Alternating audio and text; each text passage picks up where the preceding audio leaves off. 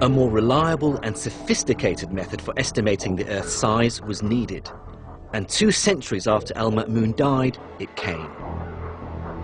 What made it possible was a great leap of imagination, and the fact that by 900 AD, much of the world's mathematical knowledge had been translated into Arabic, so scholars could scrutinize and improve on it. Out of this obsession with scholarly learning came a true mathematical visionary, Abu Rayhan Muhammad ibn Ahmed al-Bayruni. And like all Islamic scholars of the time, al-Bayruni was obsessed with the science and mathematics of the ancient Greeks, Babylonians, and Indians.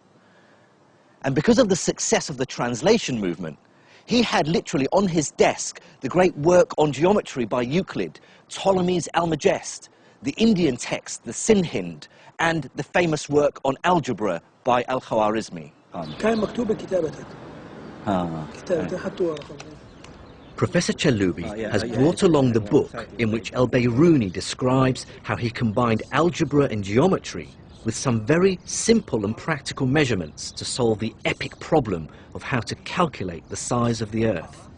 Bayruni text from This is his the Mas'udi canon. Yes. This is Bayruni's canon, which I've been trying to get hold of, where he describes this fantastic experiment. And, oh, you found the page. Yes. Having read al-Bayruni's description of how to estimate the size of the world, I wanted to try it for myself. First, he had to find a fairly high mountain from the top of which he could see a flat horizon. In this case, the sea.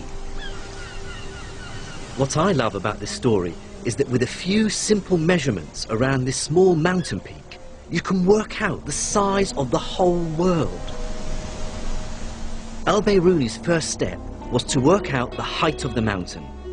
He did this by going to 2 points at sea level, a known distance apart, and then measuring the angles from these points to the mountaintop.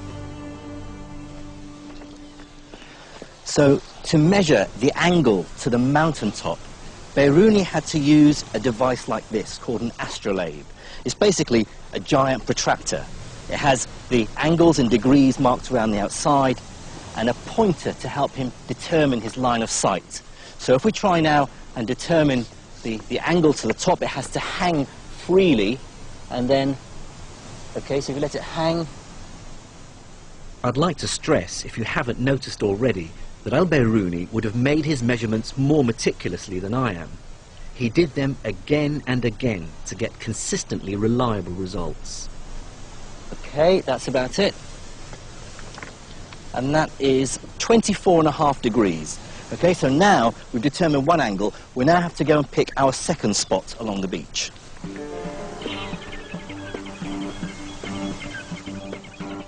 The distance from the first to the second point must be measured accurately.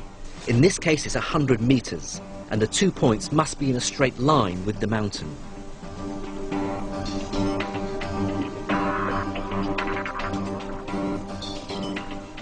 I measured the second angle to be about 26.5 degrees, and now had enough information to calculate the height of the mountain.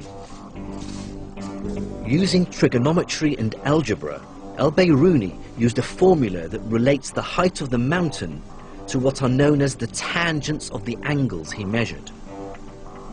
Using my measurements, I get a figure for this mountain of about 530 meters.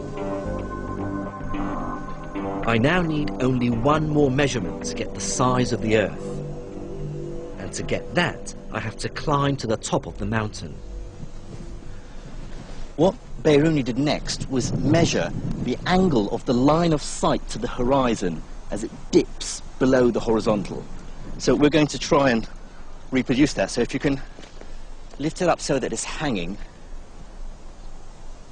and if I locate the horizon, okay, which is about 0.5 degree, which is about the value that Bayruni got. Now here's the really ingenious part. Bayruni had measured 4 quantities, 3 angles and a distance. He used 2 of the angles and the distance to work out the height of the mountain.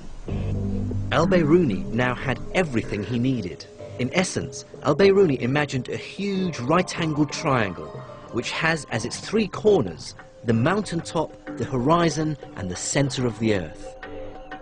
Trigonometry told him that the angle he had measured and the height of the mountain are related to the radius of the Earth, and algebra allowed him to calculate it. With this formula, Biruni is able to arrive at a value for the circumference of the Earth that's within 200 miles of the exact value we know it to be today, about 25,000 miles. That's to within an accuracy of less than 1%, a remarkable achievement for someone 1,000 years ago.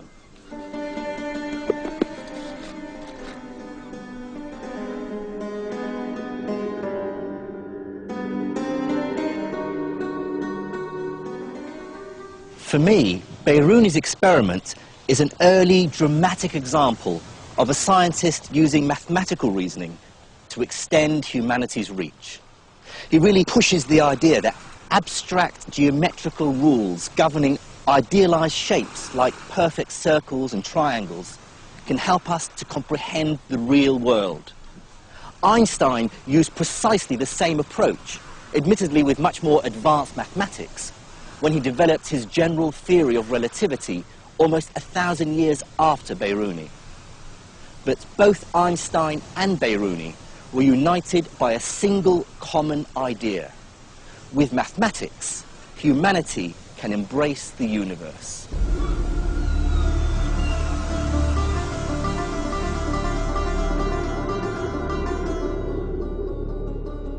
In this story of the birth of the scientific method, the Islamic scholar's ability to master sophisticated mathematics is the first crucial ingredient.